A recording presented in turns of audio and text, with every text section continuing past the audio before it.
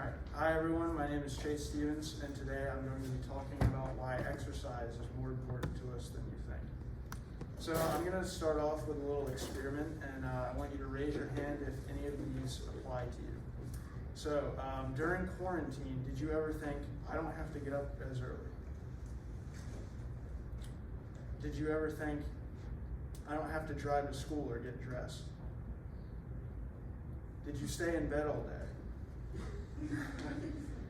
Obviously, there's a lot of hands up, and I agree with all of you. I don't like getting up either in the morning, and I love staying in bed. So life was pretty good not waking up, right? Correct. Well, let's go through some more questions.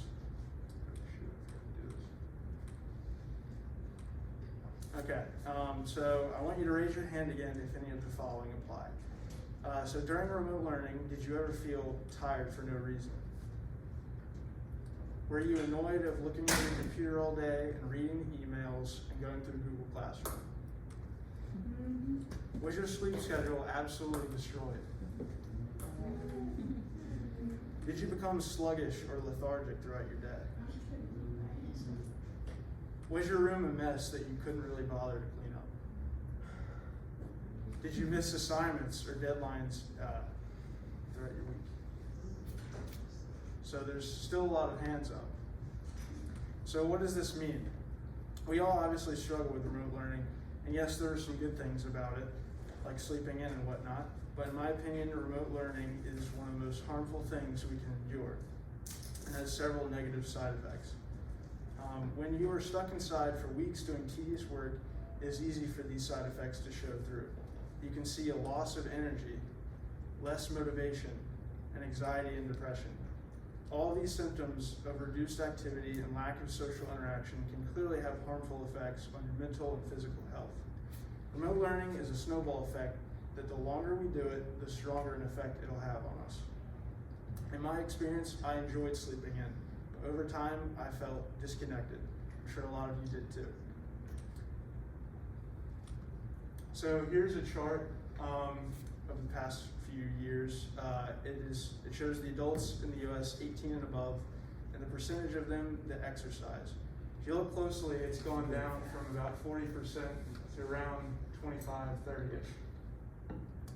Obviously, this is not a great outlook for a country, and even though COVID isn't on here, you can obviously have a clue to what it might be surely lower. Exercise is hard, time-consuming, and for many of you, it can't fit into the busy schedule. But I do hope to change your long-term perspective because it could change your life. So I'm going to break down exercise to the most basic cellular level. Our body is made up of a skeletal structure held together by tendons and ligaments. We have muscles attached to our joints and bones that allow us to contract and expand or push and pull. These muscles are made of bundles of cells which contain protein fibers, and within these protein fibers are actin and myosin filaments that work with your nerve system.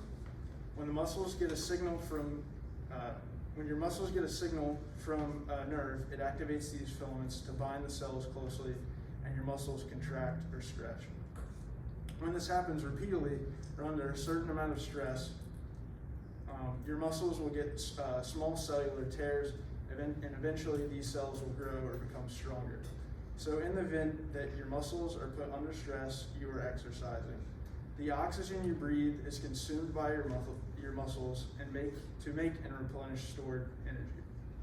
As you continue your activity, your body will deplete its stored oxygen, and you'll begin breathing heavier, and your heart will work faster to pump blood carrying the oxygen. This oxygen does not only go to the muscles, but the brain as well. Now, this is the important part of my topic because what happens in the brain is what causes so many of the benefits I'm going to tell you about. In the same way physical activity strengthens your body, it also strengthens your brain. And the benefits of exercise in the brain are much greater than you may think because they will last your whole life. So when blood-carrying oxygen gets to the brain, it works with neurons in your hippocampus to create chemicals like dopamine and serotonin, which relates with our mood. When you exercise, it produces stimuli in the brain. More hormones are produced in the brain, which triggers the growth of brain cells. Endorphins are also created in the hippocampus as a result. So in general, the blood flow going to your brain, which comes through the oxygen, increases production of chemicals, and your brain uses them to grow. So what are some of the benefits of these things? To start, exercise can relieve you of stress, and when you exercise, your body depletes your levels of cortisol, which is the main stress hormone. For students and teachers, we all know how great that is.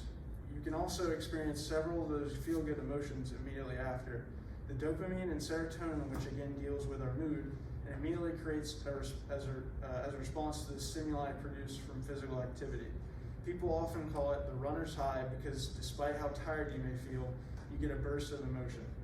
Another benefit, exercise strengthens the hippocampus. So the hippocampus deals with memory and learning, and people who exercise moderately can see a noticeable shift in focus. For people who struggle with paying attention, like myself, and especially for students in general, it certainly comes in handy. And lastly, in my opinion, exercise's greatest benefit is how it can shield you from risk of disease. According to the World Health Organization, doing at least 150 minutes of moderate intensity exercise each week can help prevent diseases like depression, dementia, heart diseases, and several forms of cancer. Now I'm going to go through that list again. Exercise can reduce risk of depression, dementia, heart diseases, and cancer. In my opinion, for the amount of money spent on treating these diseases, it's a lot easier to take a 30-minute walk every day. On cancer alone, $150 billion is spent each year to treat patients and fight cancer. $150 billion. Now, I'm not taking AP economics, but I know it's a lot cheaper to walk around the neighborhood or take a bike ride than treat cancer. And I know walking 30 minutes a day seems pretty meager when it comes to a major disease, but I promise you every step adds up. Is it worth it? That's all for you to determine. Again, I'm not here to tell you to start exercising. I'm only here to educate you on what will happen if you do. And back to the topic of quarantine. We don't want to go back to having people stuck at home, exemplified by the majority of our experiences. We need to be in person because of our mental and physical needs. We need true social interaction, and we need some form of physical activity every day. We obviously saw the effects of completely taking those things away, and I as well as many of you should never want that to happen again. Anyways, this was my topic, and I hope you walk away having learned something.